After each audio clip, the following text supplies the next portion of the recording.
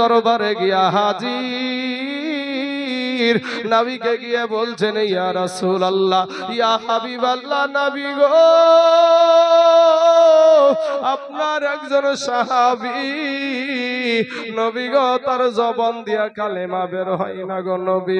নবী বলছেন কালেমার তালকিন দাও। বলে ওটাও করা হয়েছে। বলে নবী আমার তো বুঝে নিয়েছে কিসের কারণে তার মুখ দিয়া কালেমা বের হয় না। সাহাবাদেরকে ডাক দিয়া বলে সাহাবারা রে,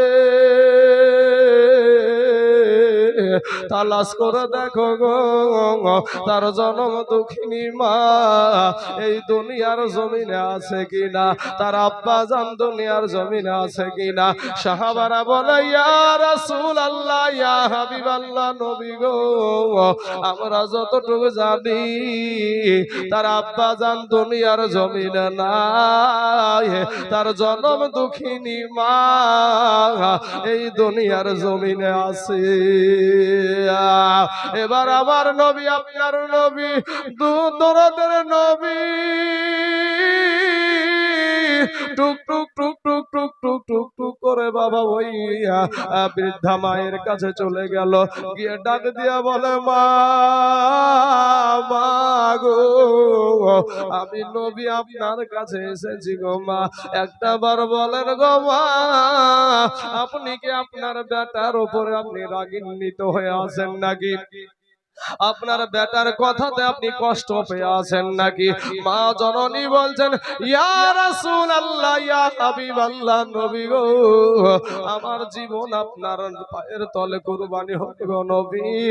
নবী গো, আপনি সব কথা বলেন গো নবী, ওই বেটাকে ক্ষমা করার কথা আমাকে বলিয়েন না। যুবক রে, কার জানি আজ মা নাই রে, কার জানি আজ আব্বা জান দুনিয়ার জমিনে নাই, কার জানি আব্বা যেই কবর থেকে এই মা বাবার ওয়াজটা শুনে গো, ও মুসলমান যুবকের আমার ভাই জানেরা, কার মা জানি আজ চাতক পাখির মতো তাকায় আছে সন্তানের দিকে, মেয়ের দিকে, বাবা বেটার দিকে। নবী বলছেন মা গো, আপনার সন্তানকে আপনি যদি ক্ষমা না করেন, আপনার সন্তান যখন মারা যাবে, আপনার সন্তানকে কবরে জাহান্নামের আগুনে পুড়তে হবে। মা বলে নবী গো, আমার বেটা কলেজায় এত আঘাত দিয়েছে, এত কষ্ট দিয়েছে, আমি মা আমার বেটাকে আমি ক্ষমা করতে পারবো না। আমার নবীজি সঙ্গে সঙ্গে বেলালকে ডাক দিয়ে বলছেন বেলাল রে, যাও কিছু লকড়ি নিয়ে এসো, লকড়ি নিয়ে এসে আগুন জ্বালায়া দাও, আগুন জ্বালিয়ে দাও। কারণ কি, যে এই সাহাবী কবরে যাওয়ার পরেও সে আগুনে জ্বলবে, দুনিয়াতে জ্বালায়া দাও। এ মুসলমান, এ বাবারা, যখন আপনার দাও দাও দাও দাও করে আগুন জ্বলতে শুরু হয়েছে, আলকামাকে কোলে করে নিয়ে টুক টুক টুক টুক করে বাবা ওই আগুনের দিকে নিয়ে যাচ্ছে। আর বৃদ্ধা মা,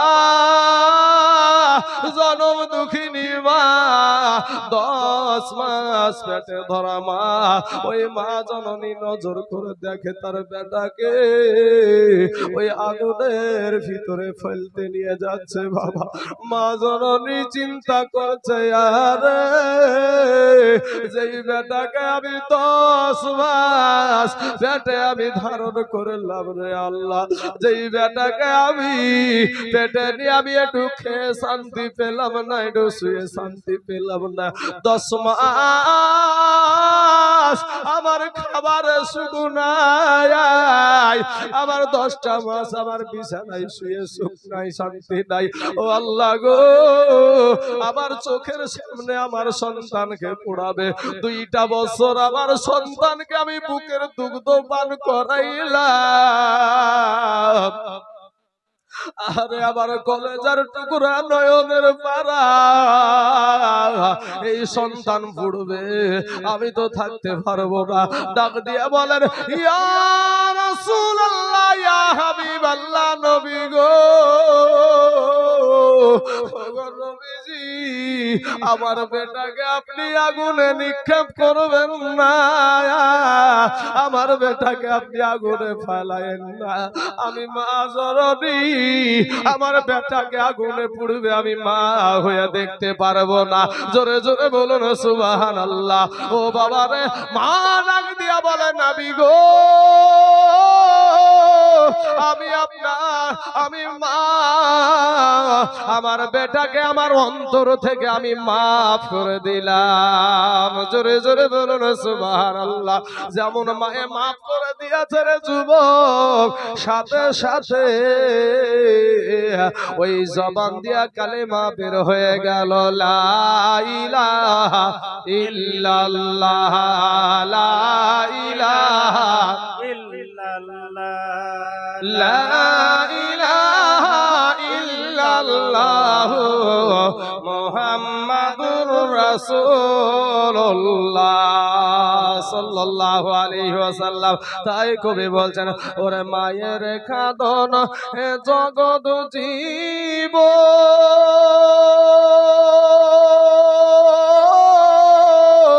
এই 2-4 মাস পুনের কাঁদন রে, ওরে ঘরের পুরি বাইরের কাঁদন কয়েক দিন পর থাকে না। দুঃখের দরদি আমার জনম দুঃখী মায়া, গর্ভধারণী মায়া, জনম দুঃখিনী মায়া, দুঃখের দরদি আমার জনম দুঃখী মায়া। ভাইরে 10 মাস 10 দিনে মায়ে এ গর্ভে দিছে ঠাই, রক্ত মাংস খাইয়া আমরা ভবে আইলাম ভাই। 10 মাস 10 দিনে মায়ে এ গর্ভে দিছে ঠাই, রক্ত মাংস খাইয়া আমরা ভবে আইলাম ভাই। ভূমিষ্ঠ হইয়া আমরা উঠিলাম কাঁদিয়া, শান্ত করিল আমার মায়ের বুকের দুগ্ধ দিয়া। এ মায়ের ও সবের কালে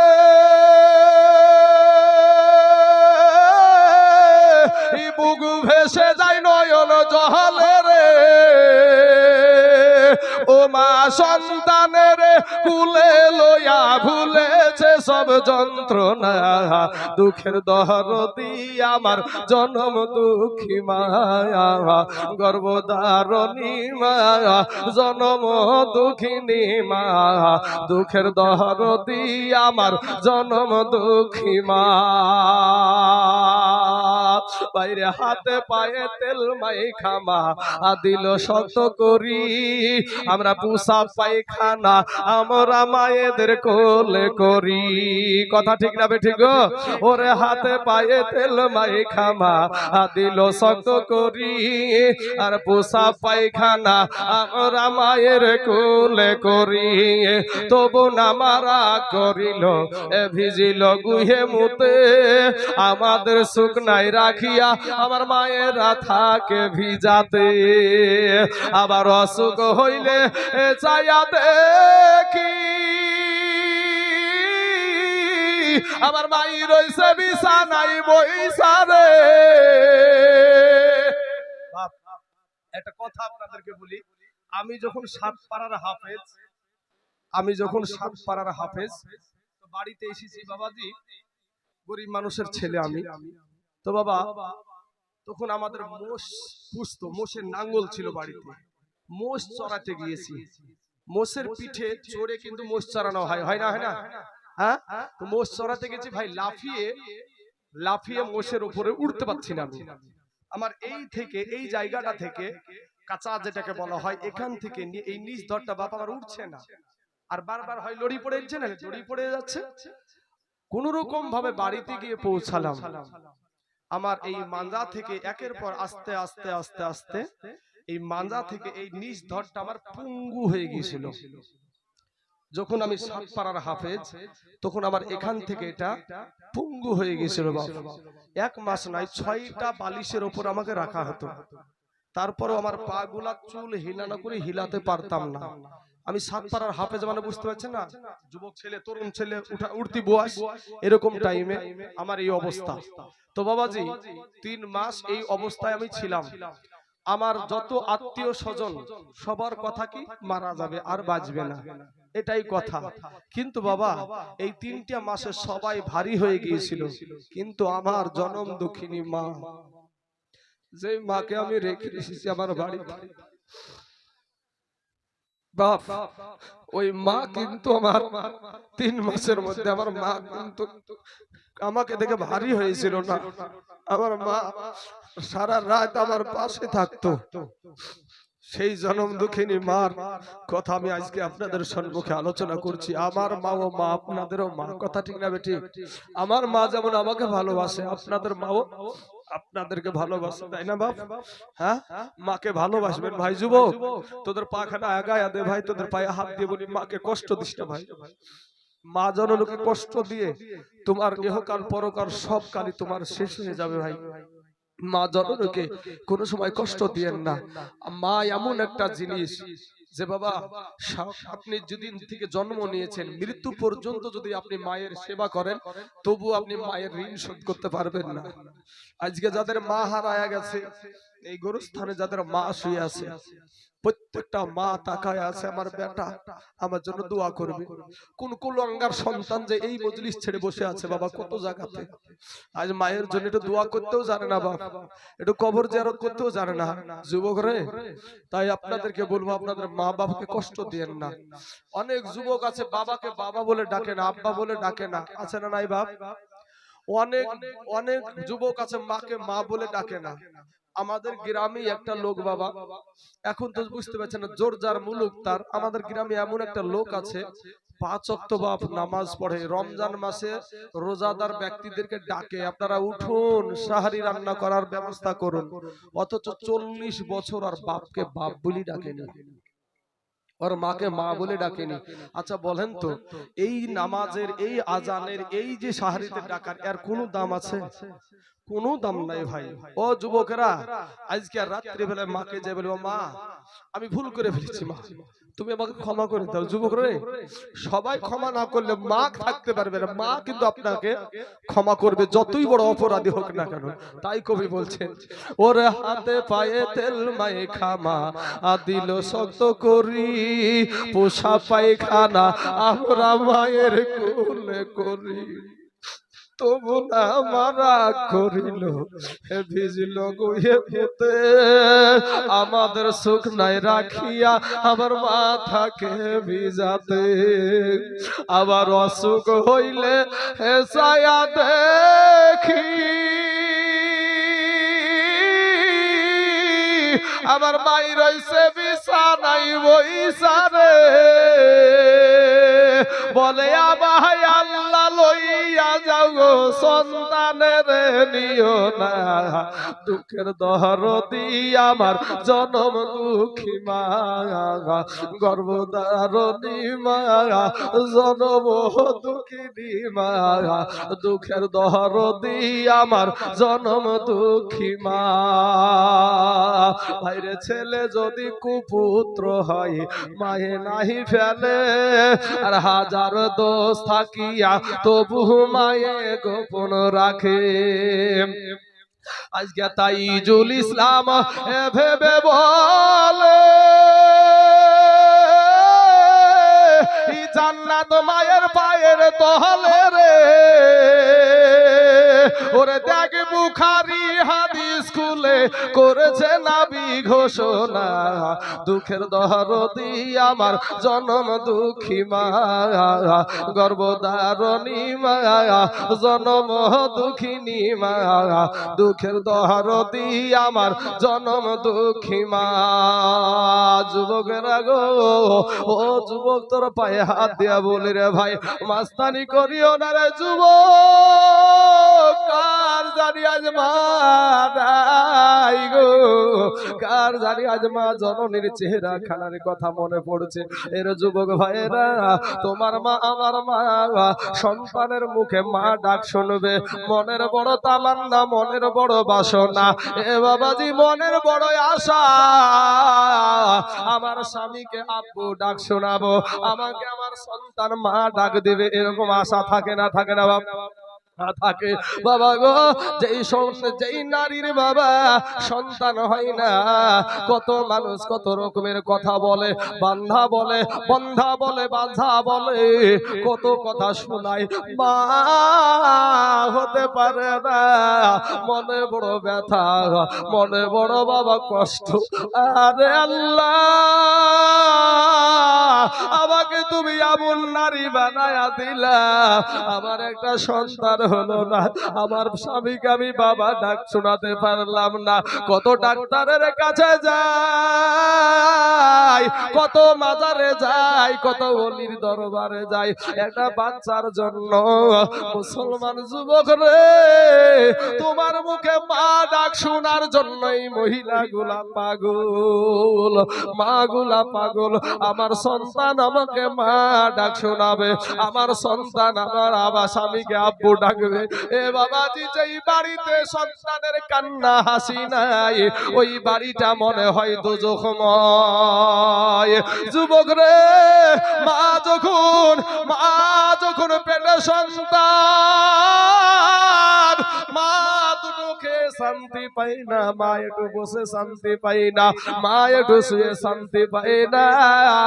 এই 10 মাস 10 দিন যে কি কষ্ট হয়, এ দুঃখিনী মা ছাড়া আর কেউ বুঝে না।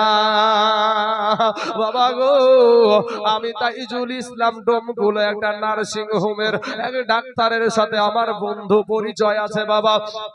আমার বন্ধু, আমার ফ্রেন্ড যাই বলেন না কেন, ওই ডাক্তারটার নাম হলো মনিরুল ইসলাম। ওই মনিরুল ভাই, যেই ডাক্তারটা আপনার দিয়া নার্সিং হোমে থাকে, আমি মায়েদের সম্পর্কে আমি জানতে চাইলাম, ভাই গো, আপনি তো রাত্রি বেলায় 5টা 10টা করে সিজার করেন, বলেন তো মা জননীর পেটের অংশটা কতটা কাটা হয়? আমরা না জানতে বাবা অনেক মন্তব্য করতে পারি, কিন্তু এই ডাক্তার বলছে, ভাই মায়ের কষ্টের কথা কি বলবো ভাই, কিন্তু আমরা ডাক্তার মানুষ, আমাদের কিছু করার নাই গো ভাই। বলে মা জননীর মোটামুটি এতটা অংশ কেটে ফেলা হয়। ওরে যুবক, তোমার মুখে মা ডাক শোনার কারণে, তোমার মুখে আব্বু ডাক শোনানোর কারণে তোমার মা জানে গো, আমার সুন্দর পেটের চামড়া, আমার এই পেটের চামড়াটা নিখুঁত হয়ে আছে, কিন্তু বাবা এরপরেও বলে, ডাক্তার, ডাক্তার গো, আমার পেট কেটে ফেলেন, এরপরেও আমার সন্তানের যেন কোনো অসুবিধা না হয়। জোরে জোরে বলুন না সুবহানাল্লাহ। যুবক রে, ওই ডাক্তার আর একটা কথা আমাকে আশ্চর্যজনক বলেছিল, ভাই আমরা যখন সিজার করি, মহিলাদেরকে আর অজ্ঞান করা হয় না। ও বাবাজি, আমার সোনা মানিকেরা, ওখানে লিখেন, ওখানে লিখে দেন, আমি সবগুলো বলবো, ওখানে লিখে রাখেন। বাবাজি আমার সোনা মানিকের, আমার ভাই জানেরা, ও গো আমার আব্বা জানেরা, আমার পর্দার আড়ালের মা খালা গো, ওই ডাক্তারটা বলেছিল, ওই ডাক্তারটা আমাকে জানাইছিল, ভাই রে, যেদিন ওই মহিলাটার সিজার করা হয়, ওই মহিলাটাকে বাবা অজ্ঞান করা হয় না, বেহুশ করা হয় না। কারণ কি জানেন? যে একজনের বাচ্চা আর একজন উলট পালট করে নেওয়া একটা খবর বেরিয়েছিল না বাবা, খবর বেরিয়েছিল, তো ওর কারণে বলছে ভাই আর অজ্ঞান করা হয় না, তাদের জ্ঞান থাকে, তারা অস্ত্র দেখতে পায়, চাকু দেখতে পায়, ছুরি দেখতে পায়, বেডে শুয়ে আছে, কিভাবে ডাক্তার কিভাবে মারছে ছুরি, এটাও দেখে, দেখার পরেও মা জননী স্তব্ধ হয়ে পড়ে থাকে। বলে ভাই তারপরে কি করে? বলে সন্তানটাকে যখন বাইরে বের করে মায়ের সামনে দেখা হয়, মা সাথে সাথে মুচকি হাসি দিয়ে দেয়। জোরে বলেন সুবহানাল্লাহ। সেই মায়ের পেটে খাবার দাও না যুবক, তোর বিবেককে এবার জিজ্ঞাসা কর ভাই। বেশি কথা দরকার হয় না বাপ, বিবেকের আদালত তো আল্লাহ দিয়েছেন কি ভাই? প্রত্যেকটা মানুষের বিবেকের আদালত আছে। তোমার বিবেককে জিজ্ঞাসা করো ভাই। একটা আপেল যদি একটা আপেল কিনে নিয়ে যদি আমার শ্বশুর বাড়িতে আমি যাই, বা আপনার শ্বশুর বাড়িতে গেলেন, আপনি সালাজ ভাই বুঝেন আপনারা, সালাজ ভাই মানে সমুদ্রী বউ, এই সমন্দির বউকে নিয়ে যায় যদি একটা আপেল নিয়ে যায় যদি দেওয়া যায়, তো এখনকার জামানাতে তো সমন্দির বউ সালাজ ভাই যা নুন দাই সব ডাইরেক্ট হয়ে গেছে, এত কোনো পর্দা।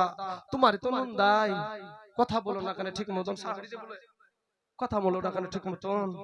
কিন্তু বাবা এদেরকে দেখে ভয় করার কথা আমার নবী বলেছে, জোরে বলো সুবহানাল্লাহ। তো যাই হোক, আমার ওদিকে কথা না, তো একটা আপেল কিনে নিয়ে শ্বশুর বাড়ি গেছে, সালাজ ভাজের হাতে দিয়েছেন। তো এই জায়গাটাকে আপনারা কি বলেন, এটাকে হাতের এই জায়গাটাকে কুনই, আমরা কহিনে টহিনে কুনই বা কহিনে যাই হোক না কেন, ও তো আপনার পাঁজরে এমন গুতা মারবে, আপনার পাঁজর কানা করে ফেলবে কেন? ওই যে একটা আপেল দিয়ে গেছেন, ওর জন্য লিখে দেবে এতড়ি, ওর জন্য শ্বশুর বাড়ির জন্য বাঁধতে হবে আপনাকে এতড়ি, তাহলে খুশি হবে। আর ওই একটা আপেল নিয়ে গেছেন, তো মঘা বলছে, ওই সালাজ ভাই বলছে, মঘা তুমি কাজ পাওনি, তুমি এই একটা আপেল নিয়ে শ্বশুর বাড়িতে উঠে এসেছো। গুতিয়ে খাওয়ার পরে ছুটিয়ে যায় শাশুড়িকে, যে বলছেন, মা দেখেন তো আপনার বৌমা জ্বালাচ্ছে, আপনার বৌমা বদমাইশ করে, বলে তোমারও যে কাণ্ড জ্ঞান নাই, তুমি একটা আপেল হাতে করে কি বিলিয়ে এসেছো বাড়িতে। কি চাচা, কিন্তু আপনি ওই একটা আপেল আপনি কিনার পরে আপনি আপনার মায়ের কাছে যান, একটা নিয়ে যাওয়ার কারণে সালাজ ভাজও খুশি না, শাশুড়িও খুশি না, ওই একটা আপেল কিনে আপনার মায়ের কাছে যান, মাকে গিয়ে বলেন, মা ওগো মা, আমার পকেটে টাকা নাই মা, তো তোমার জন্য আমি একটা আপেল নিয়ে এসেছি মা, এটা খেয়ে তুমি খুশি হও। বলেন মা খুশি হবে না বেজার হবে? কথা বলেন না কেন, খুশি হবে না বেজার হবে? খুশি হবে। এই হলো মা, একই বলে মা। ওরে মা দুঃখিনী এই অভাগিনী, সন্তানেরই নয়ন মোহনী রে, ওরে মায়েরই চরণের তলে বেহেশতের ঠিকানা, সেই মায়ের তোমরা কেহ দুঃখ দিও না, সেই মায়ের তোমরা কেহ কষ্ট দিও না। যুবক যারা মায়ের সাথে রাগারাগি করে আছো, ভাই ভাই ভাই তুমি ভাবছো যে আমার বিবিকে জাতা মাতা বলে, আর তোমাকে তো ভাই কান পড়া, শুধু তোমাদেরকে কান পড়া দেয় না, মৌলবীদেরকেও দেয়। চাচা আপনাদেরকে যে দেয় না তা না, কিন্তু সবগুলাকে মেজারমেন্ট করে চালাতে হয়, কোনো অসুবিধা হয় না। এটা টুক তো এরকম হবি, হাড়ির পাশে হাড়ি থাকলে ঠক্কর লাগবে না বাপ, ঠক্কর লাগবে। তো ভাই সবগুলাকে বিবিকে বলছিলেন তুমি লাঠি দিয়ে বাড়াও শুধু, হুন্না লিবাসুল লাকুম আনতুম লিবাসুল লাহুন্না, স্ত্রী হলো স্বামীর পোশাক আর স্বামী হলো স্ত্রীর পোশাক। কিন্তু কান পড়া দিতে দিতে তোমার মাকে তুমি কি খেয়েছো, এই যে বাজার, ঈদের বাজার গেল, তুমি তোমার বিবির বাজার করলা, সন্তানের বাজার করলা, তোমার আরো শ্বশুর শাশুড়ি শালা টালার বাজার করলা, কিন্তু তোমার মা জননীর তুমি বাজার করলা না, তোমার আব্বা জানের তোমার বাজার করলা না। যুবক রে শোনা, তোমাদেরকে একটা কথা বলি, এই কালোখালীর জমিনে বিবিতে লালবাগের লাল ঘর দেখায় যে এরকম ইতিহাস আছে, আছে না নাই গো? বহুত আছে, চাচা বলছে বহুত আছে। মা জননী কটা সন্তানের উপরে কেস করেছে, মাথা লড়াইছে, মানে করেনি, মা লাল ঘর দেখায়নি, এটাই হলো মা, এটাই হলো একটাই শব্দ, একটাই সেন্টেন্স, মা। একটা কত ছোট্ট একটা নাম মা, এতে যে কি মধু আছে আমার আল্লাহ ভালো জানে। বাবাজি সোনা মানিকেরা, আমার ভাই জানেরা, আমার আব্বা জানেরা গো, আমার এতক্ষণ বলার উদ্দেশ্য হলো ভাই রে, আমার নবী বলেছেন তোমার মা জননীর সেবা করো। অতএব যুবক রে, যতটুক পারবা তোমার মা জননী, তোমার আব্বা জানকে তুমি খুশি করো, তোমার আব্বা জানের খিদমত করো। পরের বিটি কাল ভাঙানির পাল্লাই পইড়া যেই মাকে তুমি ঘর থেকে বের করে দাও, ওই মা তোমার জন্য যেই কষ্ট করেছে, যুবক রে তোমার বিবির যদি স্বার্থে আঘাত লাগে, সাথে সাথে বাবা তোমাকে আঘাত করে কথা বলতে কিন্তু দেরি করবে না। স্বার্থে আঘাত লাগলে বন্ধু কাছ থেকে সরে যায়, স্বার্থে আঘাত লাগলে ভাই পর হয়ে যায় বাবা, স্বার্থে আঘাত লাগলে বিবি আলাদা হয়ে যায়। ও মায়ের পাগলেরা, ও গো ভাই জানেরা, আমার আব্বা জানেরা, আমি আপনাদেরকে বলবো, এমন কোন মায়ের সন্তান এই জায়গাতে আছেন গো, এমন কোন মা জননী এই কবরস্থানে আছে, এমন কোন মা খালাদের মা জননী এই কবরস্থানে আছেন গো। ও যুবকের আব্বা জানেরা, আপনার মা আজ কবরে শুয়ে আছে বাবা। বড় আটলান্টিক মহাসাগরে যদি একটা মানুষ পড়ে যায় সাঁতার না জানা কারণে বাবা গো, যেমনি ভাবে অসহায়, সাঁতার জানে না, বড় আটলান্টিক মহাসাগরে পড়ে গেছে বাবা গো, ওই যেমনি ভাবে অসহায় কবরে যারা শুয়ে আছে গো, ওরাও তেমনি ভাবে অসহায়। এমন কোন আল্লাহর বান্দা আছেন গো যে এই গোরস্থান ময়দানের জন্য আপনার মা যেখানে শুয়ে আছে, আপনার আব্বা জান শুয়ে আছে, আমি একটা মানুষকে বাবা শুধু দেখতে চাই, মায়ের পাগল, আব্বা জানের পাগল, মা এখানে শুয়ে আছে, আব্বা শুয়ে আছে, সেই বাপ মার জন্য মাত্র ৫,০০০ টাকা। ইনশাআল্লাহ কোন আল্লাহর বান্দা, কোন মায়ের কলেজার টুকরা, কোন আব্বা জানের বুকের ধন এখানে বসে আছেন যে আপনার আব্বা কবরে শুয়ে আছে, জমি জায়গা ঘর বাড়ি টাকা পয়সা ধন দৌলত সব কিছু বাবা এই দুনিয়াতে রেখে গেছে, মাত্র ৩খানা কাফন নিয়ে এই গোরস্থানে শুয়ে আছে বাপ। আসেন না একজন ব্যক্তি এতগুলা মানুষের মধ্যে, আপনাকে আজকেই আমি দিতে বলছি না, আপনি আস্তে আস্তে এসে একটু বলেন না যে হুজুর আমার জান আছে মাল নাই, তবে আমি আস্তে আস্তে এই ৫,০০০ টাকা গোরস্থান কমিটিকে আমি দিয়ে দেব। এই জায়গাতে আপনাকেও একদিন আসতে হবে, এই জায়গাতে আপনিও আসবেন, আমিও আসবো বাবাজি। হয়তো আমার গোরস্থান কবর যে কোথায় হবে সেটা আল্লাহ ভালো জানে, আপনার কবরস্থান কোথায় হবে আল্লাহ ভালো জানে, তবে দেশ হিসাবে এই গোরস্থানটাই আমরা সব সময় লক্ষ্য রাখবো, এটা দিয়ে আমাদেরকে আসতে হবে। যারা এখানকার মানুষ তারা এটাই ভাববে। তো বাবাজি এই গোরস্থান ময়দানের জন্য আমি একজন আল্লাহর বান্দা মাত্র ৫,০০০ টাকা আমি আপনারা পিয়ারুল ভাইকে দিয়েছেন, একজন ব্যক্তি ৫,০০০, একটা জোড়া চাওয়ার জন্য, একটা জোড়া ভাই, আল্লাহ তো সবাইকে জোড়া জোড়া সৃষ্টি করেছে রে ভাই, আমাকে যেমন আল্লাহ সৃষ্টি করেছে তেমন আমার জন্য একটা নারীও সৃষ্টি করেছে, আপনাকে যেমন সৃষ্টি করেছে আপনার জন্য একটা নারী সৃষ্টি করেছে। অতএব বাবাজি একটা মানুষ আসেন যে ইনশাআল্লাহ আমি এই গোরস্থান ময়দানে আমি ৫,০০০ টাকা দিয়ে দেবো ইনশাআল্লাহ। বাবা সারা দুনিয়া চাইছে মসজিদ ভেঙে দাও, মাদ্রাসা ভেঙে দাও, গোরস্থান ভেঙে দাও, কোরআন পুড়িয়ে দাও, আজকে আসেন না নবীর পাগলেরা, ও বাবাজি আমার সোনা মানিকের আমার ভাই জানেরা, আসেন না একটু মেহেরবানি করে আল্লাহর রাস্তায় এই বাবা এই গোরস্থান ময়দানের জন্য মাত্র ৫,০০০ টাকা।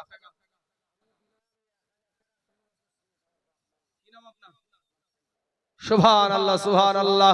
আল্লাহ গো আমার সেন্টো ভাই আমার ৩ ব্যাগ সিমিট আর ১,০০০ টাকা আল্লাহ দান করেছে। ওগো আল্লাহ আমার সেন্টো ভাই জানের আল্লাহ তার আব্বা তার মা নাই, মায়ের পাগল সন্তান এখানে বসে আছে। আল্লাহ আল্লাহ গো মেহেরবানি করে আমার সেন্টো ভাইয়ের আল্লাহ দানের বদলাই তার আব্বা জানের কবরে জাহান্নামের দরজা বন্ধ করে দাও আল্লাহ, জান্নাতের দরজা খোলায়া দাও আল্লাহ, জান্নাতি পোশাক পরিধান করায়া দাও। আমিন সুম্মা আমিন। আসুন বাবাজি আমার সোনা মানিকেরা, বাবাজি ও ভাই সোনা মানিকেরা একটু আসেন না বাপ, একটু মেহেরবানি করে, যার শেষ ভালো তার সব ভালো বাপ। যদি আপনাদের কাছে ৫,০০০ টাকা খুবই যদি কষ্টকর হয়ে যায়, আমি আপনাদেরকে নিয়ে আমি একটা বিদেশি মেহমান আপনাদের বাবা, বিদেশি একটা মেহমান আমি, আপনারা এই মেহমান হয়ে আপনাদেরকে নিয়ে হাত উঠাবো বাবা, একটু যে যা পারবেন আল্লাহর রাস্তায়। বাবাজি একটা জোড়া চেয়েছিলাম এতটুকু, কিন্তু বাপ যদি কোনো ভাই কোনো ডাক্তার কোনো মাস্টার কোনো প্রফেসর যে যতই বাবা ই হোক না কেন, যতই যাই হোক না কেন, এই ঠিকানায় একদিন না একদিন আসতেই হবে, কথা ঠিক না ঠিক গো? হ্যাঁ বাবা, যারা কোটি টাকার মালিক তারা আবার এই সব জায়গাকে ভালোবাসে না, জালসা মিলাদ মসজিদ মাদ্রাসা এই গোরস্থান এগুলাকে মানে কত প্রাধান্য দেয় না, মানে ও ভাবে যে আমার যত টাকা আছে এই টাকাতে আমাকে ঠিক করে রাখবে, আমি মরবো না টপ করে, ঠিক আছে। কিন্তু বাবা সাদ্দাদের মতন টাকা আছে নাকি কারো বাপ? সাদ্দাদের সমান টাকা কারো নাই, নিজে জান্নাত বানায় আসলো কারুন, কত টাকার মালিক। ও বাবাজি, ফেরাউন বিশাল মস্তান, নিজেকে বলেছিল আনা রব্বুকুমুল আলা, আমি সবচাইতে বড় আল্লাহ, নাউজুবিল্লাহি মিন জালিক। এই ফেরাউনকে আল্লাহ পানি খাওয়াইতে খাওয়াইতে বুঝতে পেরেছেন একেবারে পুটকা মাছের মতো, আমেরিকান পুঁঠির সব পেটগুলো দেখবেন বড় বড় হয় না, আমেরিকান পুঁঠি মাছগুলা, ওর পানি খাইতে খাইতে একেবারে পেটে যেন বাচ্চা আছে, মহিলাদের পেটে যেমন বাচ্চা আছে যেমনি ভাবে থাকা, একেবারে ওর পানি খাইতে খাইতে জানে ওর পেটে বাচ্চা আছে। এই লাশকে বাবা এখন পর্যন্ত পানিতেও লাই না, মাটিতেও খাই না, পোকাতেও ছয় না, সবাই ঘৃণা করে। বিষয়টা কি? বিষয় হলো আল্লাহ এবং আল্লাহর নবীর সাথে মাস্তানি। নমরুদ বলেছিল যে আল্লাহর সাথে যুদ্ধ করব, আল্লাহর সাথে ছলিমদ্দি কলিমদ্দির সাথে, ছলিমদ্দি কলিমদ্দি থাকলে বাপ রাগ করেন না, কথার কথা বলছি বাপ, কোন ওর মতন ডেড় ব্যাটারির সাথে বাপ যুদ্ধ করতে আসবে আল্লাহ? আমার আল্লাহ সবচেয়ে নিম্নমানের একটা সৃষ্টি বাপ, মশা। এই মশা পাঠাইয়া দিয়েছে সবাইকে সাইজ করতে করতে, একটা ন্যাংরা মশা, অসুস্থ মশা আল্লাহর সাথে যুদ্ধ করবে, কত বড় মাস্তান, তাই না? তো এবার আল্লাহ বলছে, আল্লাহকে বলছে ন্যাংরা একটা অসুস্থ মশা, জ্বর হয়েছে, অসুখ হয়েছে মশাটা। তো ন্যাংরা মশাটা বলছে আল্লাহ গো, আমার জন্য, আমি ন্যাংরা বলে অসুস্থ বলে আমার জন্য কেউ নাই? বলে তোর জন্য প্রধানমন্ত্রী আছে, তোর জন্য মেন স্বরাষ্ট্রমন্ত্রী আছে, ও যাই লুকিয়ে বসে আছে, বুঝতে পারছেন? আল্লাহর ইশারায় যাইয়া বসবি তো বস কপালে বসে যাবে, আর যেমন মারতে যাবে কি আর ফনাত করে উড়ি গিয়ে লাকের ভিতর দিয়ে মাথার মগজ। এত বড় মাস্তানের যখন মাথার মগজে বসে যাবে, তখন এবার বলেন তো এই যুবকেরা, আমাদের শরীরে যদি মশা বসে ভাই, ইঞ্জেকশন দেয় না, চুইয়ে খাই রে ভাই, ইঞ্জেকশন দেয়। তো যখন ইঞ্জেকশন শুরু করিয়েছে, বুঝতে পেরেছেন, তখন এই নুমুরি দিয়ে তখন বলছে ওরে আমাকে একটু মাথাটা টিপ রে, মাথাটা টিপ। আমাদের যন্ত্রণা টন্ত্রণা হলে বলি না যে বিবি গো একটু মাথাটা টিপে দাও, তো খুব যন্ত্রণা করছে, বলি না এরকম? তো বুঝছে এই মাথা টিপ, মাথা গেল, অথচ আল্লাহর সাথে যুদ্ধ করবে, আল্লাহর সাথে। এখান থেকে যাইয়া আপনি বেশি লাই অসুস্থ হয়ে যদি এখানে যারা উঠাউঠি ঘোরাঘুরি করে বেড়াচ্ছে, শোনার চেষ্টা নাই, মানে নিজের কোনো ই নাই, এই ছেলেটা বাড়িতে যায় বাবা অসুস্থ হোক, তখন বলবে আল্লাহ গো আমার ছেলেটাকে পাইলিয়া, আল্লাহ আমার ছেলেটাকে পাইলিয়া, ও তখন আল্লাহ আল্লাহ করে জিকির, ওরে এমন জিকির করবে যেন একেবারে দরবার শরীফ ফেল হয়ে যাবে, হ্যাঁ? তখন খুব আল্লাহ আল্লাহ বিপদে পড়লে এই নমরুদ দিয়ে তখন বলছে মাররে করতে করতে করতে করতে বুঝতে পারছে না, আর একবার বলছে জুতি দিয়ে মার, আর যেমন বাবা জুতি দিয়ে মারিয়েছে আর ঠান্ডা হয়ে গেছে। জুতিয়ার বাড়ি খুব সম্মানীয় নাকি ভাই? হ্যাঁ, জুতিয়ার বাড়ি খেয়ে বাবাজি এই নমরুদ দুনিয়া থেকে বিদায় হলো। কবি বলছেন কোটি টাকার মালিক দেখো এ অভাব হয় না দূর, আর গরিবি ঘুমায় আরাম করে মনটা বাহাদুর। ফেরাউনের লাশটা দেখো এ মিশর জাদু ঘরে, খাই না মাটি পোকা মাছি সবাই ঘৃণা করে। মিল আছে তো? এখন আপনারা বলতে পারেন কোটি টাকার মালিক, কোটি টাকার মালিক, তারা বা কিসের অভাব কিসের দুঃখ? আর মৌলভী সাহেব উল্টে ওয়াজ করছে যে ওর কোনো টেনশন নাই, হ্যাঁ ওর খুব টেনশন। কোটি টাকার মালিক দেখো অভাব হয় না দূর, গরিব ঘুমায় আরাম করে মনটা বাহাদুর। আপনি বহরমপুরের বাজারে যান, বিবিও চাকরিজীবী মিলিয়ে এলেন ভাই, একটু বুঝেন, বুঝার চেষ্টা করেন, এই বুঝাবো টাকার মালিক দেখো অভাব হয় না দূর, গরিব ঘুমায় আরাম করে মনটা বাহাদুর। এটুকুর শুধু আমি ব্যাখ্যা দেব বাপ। আজ আপনি বহরমপুরে যান, বিবিও চাকরিজীবী স্বামীও চাকরিজীবী, দুপুর বেলায় যারা বিবাহিত পুরুষ যাদের বিবি বাড়িতে আছে, তারা কার হাতের রান্না খাবার খাইয়েছেন বাপ? কথা বলেন না কেন গো? বিবির হাতের না? হ্যাঁ, হোটেলে কি বলছেন গো? সুবহানাল্লাহ। তো যাই হোক, আমরা যে যাই বলুক না কেন, এটাই সত্য যে আমরা বিবির হাতের রান্না খাবার খেয়ে এসেছি নাকি? হ্যাঁ, এটাই হলো সত্য কথা। তো কিন্তু ওই আপনি বহরমপুরে যাবেন, বিশাল বিশাল বিল্ডিং, আর বিবিও চাকরি করে আর স্বামীও চাকরি করে। এই কোটি টাকার মালিক আর স্বামীটার কপালে আর বোর হাতের রান্না করা খাবার জুটে না ভাই। ওর কপালে ওর বিবির হাতের রান্না করা খাবারটা জুটে নাই। কপাল পুরা কোটি টাকার মালিক, টাকার অভাবে নাই, কিন্তু আর বোর হাতের যে মায়া ভরা একটা রান্না, সেই রান্না করা খাবার জুটে না বাবা। কোথায় পেল? খাবারটা কোথায় পাই? তারা কি খাই না? খাই। বাড়িতে একটা চাকরানি আছে, ওই চাকরানির হাতে রান্না করা খাবার খেতে হয়। আর আমরা বাবা গরিব মানুষ, আপনারা খেটে খাওয়া মানুষ, 300 টাকা ইনকাম করেন, 200 টাকা ইনকাম করেন, এই করার পরে তারপরেও কিন্তু আপনার বিবির হাতের রান্না করা খাবার খান। কথা ঠিক না ঠিক? এমনও কিছু বিবি আছে মাঠে থেকে বাবা, স্বামী যদি গরমে আসে তো স্বামীর ঘামগুলা নিজের আপনার আঁচল দিয়ে মুছিয়ে দেয়, এরকম আছে না ভাই? তবে এই বাপজিদের বয়সের মহিলারা বেশি ভালো, এই এদের বয়সের, এদের এই মহিলাগুলো মা যারা দাদির বয়সে তারা কিন্তু খুবই ভালো। এখনকার সব বুঝতে পারছেন হাইব্রিড উঠছে। এখনকার মহিলাদের কিছু কিছু মহিলা, সব মহিলা না, কিছু কিছু মহিলার মুখে যদি বাপ জব দেওয়া যায় আটা হয়ে বেরিয়ে যাবে। স্বামী একবার বাইরে থেকে আসবে বাবা, এই যে এখন পাটের সময়, পাটের সিজন, পাটের ভুঁই থেকে রক্ত একবার গরম হয়ে আসবে, বিবি গো এক গ্লাস পানি দাও তো। তো বলে দেখতে পাও না আমার হাতে কাজ, পতাকা বিড়ি বাঁধা শিখেছে বাবা, বিড়ি বাঁধা শিখেছে, ওই দেখো গিলাস আর ওই দেখো টিউবওয়েল, নিজে চিপিয়ে খাও। তখন এবার এই তো গরম থেকে এসেছে, বুঝতে পেরেছেন, ভরাম করে একটা দিয়ে দিয়েছে, আরে আমি এই রোদ্দে থেকে আসছি আর তুই এক গ্লাস পানি দিলি না, ভরাম করে দিয়ে বলছে আমার বাপ তোমাকে মারার লাগিয়ে দিয়ে পাঠাচ্ছে নাকি? হ্যাঁ, তখন এখন পুরুষ মানুষ এর রাগ বেশি, ই উঠে বলছে আমি তখন মারিছি তো তোর বাপ কি করবে? বলে আমার বাপ করবে না, আমি করব, এখন আমি যথেষ্ট। সরকার যে পাওয়ার দিয়েছে, সরকার যে পাওয়ার দিয়েছে, আমি যথেষ্ট, তুই কি করবি? মহিলা সমিতিতে যাব, লালবাগ যাব, তোমার ভিটিয়াতে ভোট কেমনি ছেড়ে দেব, আছে না নাই?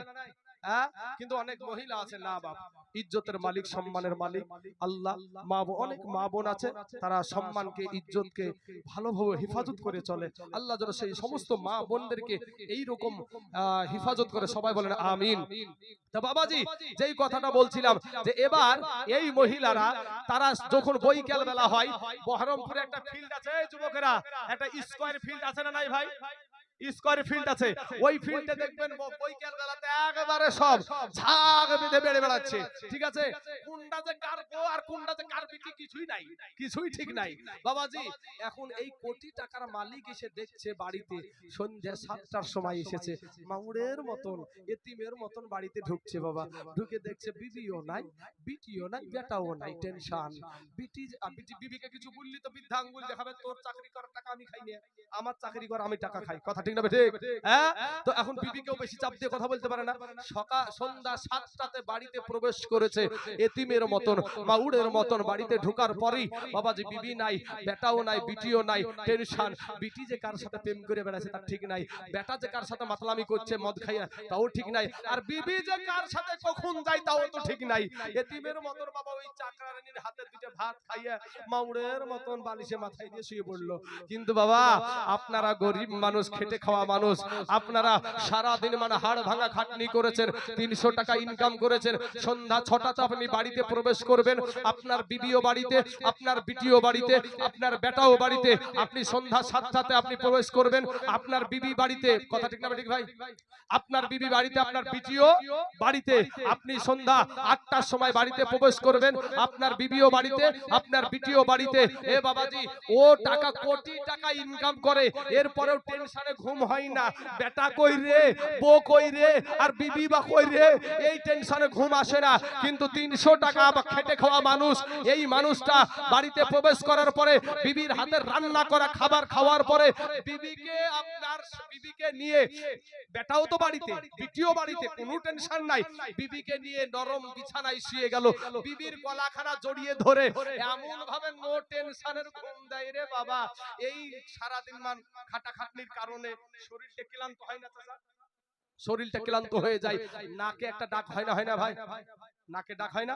ওরে ভাই নো টেনশনের এমন ডাক দেয়, নাকের ডাকে মনে হয় যে ডাক্তারের হরেন পর্যন্ত ফেলে যাবে, কোনো টেনশন নাই তো।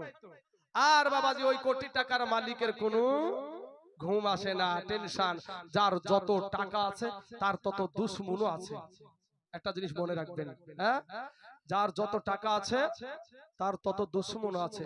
ওরে সুদের টাকাই বন্ধু তুমি হইছো বড় লোক, এ দেখলে পারে দেই রে সালাম শত শত লোক, দেখলে পারে দেই রে সালাম শত শত লোক। যার টাকা আছে সুদ খেয়ে একে ওকে বাবা, তাদেরকে সম্মান মানুষ ওপরে করতে পারে, ভিতরে কিন্তু ঘৃণার নজরেই দেখে। তাই কবি বলছেন ওরে সুদের টাকাই বন্ধু তুমি হইছো বড় লোক, এ দেখলে পারে দেই রে সালাম শত শত লোক। আগে তারা ভাত পাইতো না, খাইতো আটার রুটি, এখন তারা রাখছে বাবা বাড়িতে কাজের বিটি। ওরে গরিবের হক ভাই রাখায়া করছে কত সুখ, এই গরিবের হক ভাই রাখায়া করছে কত সুখ, এ দেখলে পারে দেই রে সালাম শত শত লোক, দেখলে পারে দেই রে সালাম শত শত লোক। ওরে সুদের টাকাই বন্ধু তুমি হইছো বড় লোক, এ দেখলে পারে দেই রে সালাম শত শত লোক। উপরে যতই মিল দিয়ে থাকুক না কেন ভিতর থেকে ঠিকই ঘৃণা করে সুদখোরকে ঘুষখোরকে। বাবাজি মদ